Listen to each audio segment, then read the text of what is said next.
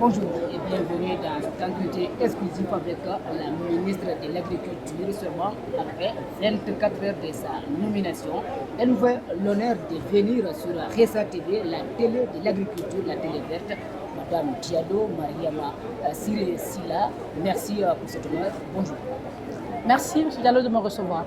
Et c'est une télé créée uniquement pour l'agriculture. Un mois après votre nomination, d'abord votre appréciation de cette démarche. Non, mais écoutez, c'est ma première nouvelle.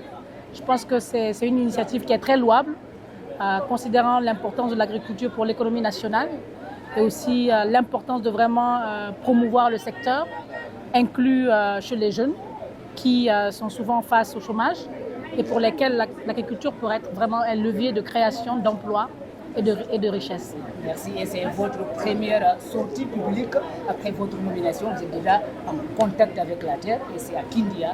Comment vous avez ressenti ce mouvement quand vous avez foulé le sol en tant que ministre? Oui, bien sûr. Donc pour moi, c'était important dès ma nomination d'aller vers ce concert au ministère. Et donc c'est les agriculteurs, c'est les populations locales. Et Kindia, notamment aujourd'hui, avec notre partenariat avec le groupe Top Guinée, Topaz, donc qui a un projet en coordination avec le ministère de l'Agriculture, donc de promotion et de soutien à l'employabilité de près de 10 000 jeunes. C'était important que je sois là pour signifier encore une fois mon attachement à la jeunesse, mon attachement à vraiment le partenariat avec le secteur privé afin de promouvoir le secteur agricole. Je suis très contente, j'ai rencontré les autorités locales, mais aussi des entrepreneurs, également des agriculteurs. Et ensuite, le groupe Topaz nous a présenté des technologies assez avancées qui pourront vraiment accélérer les activités. Agri-Tech Future Guinée 2025. Exactement, donc nous espérons renforcer le partenariat et au-delà vraiment nous assurer que ces technologies sont utilisées pleinement par les jeunes de la localité et qu'on pourra aussi étendre cette initiative salutaire dans d'autres régions de la Guinée. On a senti une complicité entre vous et le ministre Félix Lama qui cumulait les deux fonctions, ministre de l'Agriculture et de l'Élevage. Il vous a accompagné. Tout à fait. Donc j'étais très contente et je lui ai demandé de m'accompagner parce que cette initiative a été initiée quand il était là. Et pour nous, le ministre Félix Lama et moi, c'est un partenariat qu'on est en train de créer car les deux secteurs sont vraiment étroitement liés. Donc nous comptons continuer sur cette lancée. C'est aussi dans le cadre de la solidarité gouvernementale où on s'appuie pour le bénéfice des populations guinéennes. Donc quand on vient ensemble, on est plus fort et quand on travaille main dans la main, on peut avoir encore plus d'impact. C'est ce qu'on a commencé aujourd'hui et d'ailleurs depuis que je suis arrivée et c'est ce qu'on va continuer dans les prochains mois, prochaines années. En tout cas, j'espère, même quand on ne sera plus là, on aura impulsé cette dynamique de collaboration qui va rester avec nos deux ministères respectifs. Et lors de nos échanges, on vous a senti passionné de l'agriculture, pas qu'une ministre. Vous avez même promis que le développement de l'agriculture passera par votre champ. Bon, j'ai bien sûr, moi j'ai travaillé dans le passé aussi sur le secteur agricole. Okay. Donc j'ai géré des projets, j'ai préparé, conçu et géré des projets de développement dans le secteur agricole à travers la Banque mondiale et la Société financière internationale. Okay. Notamment un projet d'amélioration du climat des affaires dans le secteur de l'agribusiness, mais aussi avec la Banque mondiale étroitement pour la conception d'un des plus gros projets d'agriculture commerciale qu'on a développé en Guinée, donc le PEDAC. L'agriculture commerciale pour produire et consommer local. Consommer ce que nous produisons. Et on ne va pas peut-être forcer la même, mais on veut savoir quel est le dossier brillant que vous avez trouvé sur la table. Bon, écoutez, j'ai juste pris fonction, ça n'a pas l'air, mais hier, j'ai eu juste une première réunion avec les collègues, parce que je ne voulais pas quitter le bureau sans avoir vraiment fait connaissance, savoir ce qu'ils font, qu'est-ce qu'ils ont et effectivement, est-ce qu'il y a des dossiers brûlants. Bien sûr, il n'y a pas de secret. Le dossier important sur la table, c'est la campagne agricole. Okay. Donc effectivement, je viens la trouver en marche et donc en bonne intelligence, j'aimerais l'aider à se passer de la meilleure des manières possibles. Donc avec les cadres, on a déjà commencé à échanger sur ce sujet et on va approfondir ça dans les prochains jours et prochaines semaines.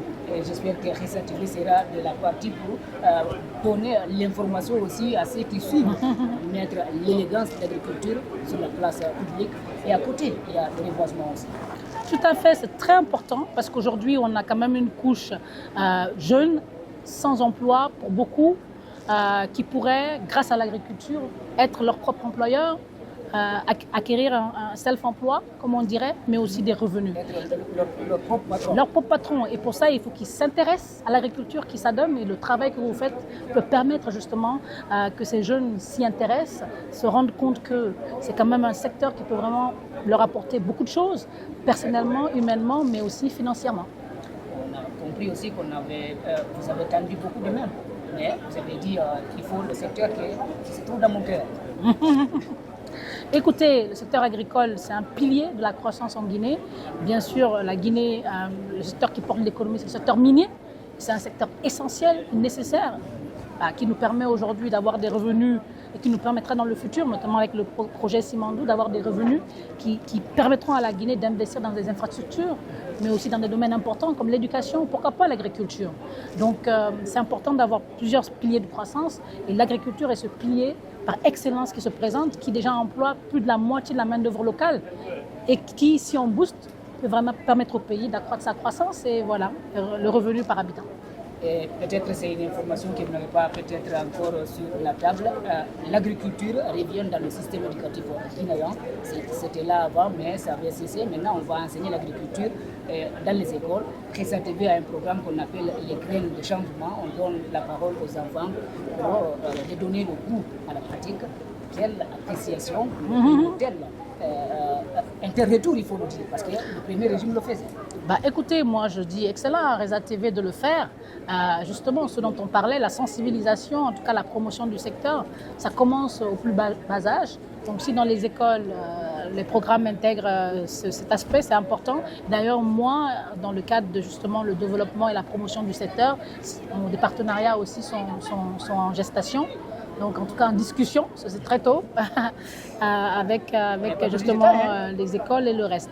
Donc on n'a malheureusement pas trop de temps, il y a beaucoup de choses à faire. Donc ma priorité pour les prochains jours et semaines, c'est vraiment d'écouter attentivement, écouter les collègues qui ont une expertise, d'ailleurs j'ai eu l'opportunité de le constater, énorme au niveau du département, écouter nos partenaires, donc le secteur privé, écouter les agriculteurs, les planteurs, écouter les collectivités locales pour mieux comprendre les problèmes et en effet participer à aider à trouver des solutions.